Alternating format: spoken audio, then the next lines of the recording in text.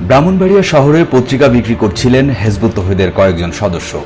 পত্রিকা বিক্রি করতে করতে বিক্রয়কর্মীরা এক পর্যায়ে জামিয়া ইউনুসিয়া মাদ্রাসার সামনে গেলে মাদ্রাসার কিছু উগ্রবাদী শিক্ষক ও ছাত্র উস্কানি দিয়ে ওই বিক্রয়কর্মীদের উপর হামলা চালায়।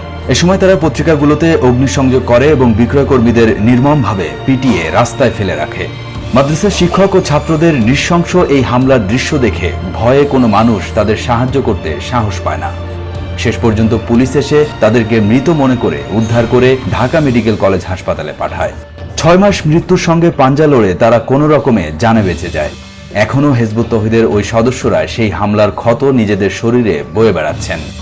এর কিছুদিন পরে তারা হেজবুত তৌহিদের ব্রাহ্মণবাড়িয়া জেলা সভাপতি লিয়াকত মাসুদকে রেল স্টেশন থেকে অপহরণ করে হাত পা বেঁধে ধরে নিয়ে জামিয়া ইউনুসিয়া মাদ্রাসার টর্চার সেলে নিষ্ঠুরভাবে নির্যাতন করে।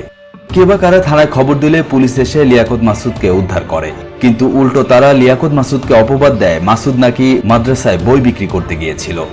এমনকি লিয়াকত মাসুদের হত্যা চেষ্টার মামলাটি পর্যন্ত পুলিশ গ্রহণ করে না।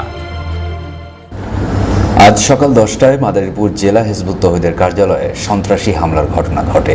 জেলার বাঘা সুপার মার্কেটে অবস্থিত হিজবুত তৌহিদের কার্যালয়ে 30 থেকে 40 জনের একদল সন্ত্রাসী মোটরসাইকেল যোগে এসে এই হামলা চালায়।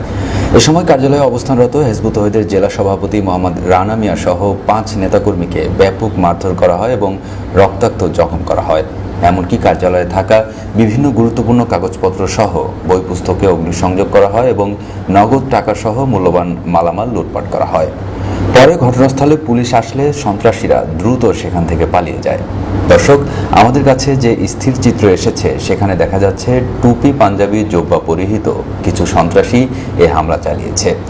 হিজবুত তৌহিদের জেলা সভাপতি মোহাম্মদ রানা মিয়া জানিয়েছেন, গত 27 এপ্রিল রাতে পেয়ারপুর ঘটকচর বাজারে চরমনায় পীরের অনুসারীদের কর্তৃক আয়োজিত একটি মাহফিলে হিজবুত তৌহিদের উপর হামলা চালাতে মুসল্লিদেরকে উস্কানি দেওয়া হয়। এছাড়াও কিছুদিন আগে চরমনায় পীরের একটি ওয়াজ মাহফিলে মুফতি ফয়জুল করিম তাদের লক্ষাধিক মুরিদের সামনে হিজবুত তৌহিদের সদস্যদের উপর হামলা চালানোর উস্কানি দেন। যেখানে যেই জায়গায় এই হিজবুত তাওহীদ নামে শয়তানরা গিয়ে মানুষকে ধোঁকা দেওয়ার চেষ্টা করবে, তখনই সবাই ধরবেন এবং পাবলিকের দ্বারা ভালো মতো আচ্ছা মতো শাসাইয়া সেখান থেকে বিদায় দিয়ে দেবেন। এই উস্কানির প্রেক্ষিতে আজ স্থানীয় ইটেরকুল মসজিদের ইমাম এবং তামরাইল মসজিদের ইমামের নেতৃত্বে এই হামলা চালানো হয় বলেও জানান হিজবুত তৌহিদের জেলা সভাপতি মোহাম্মদ রানা মিয়া।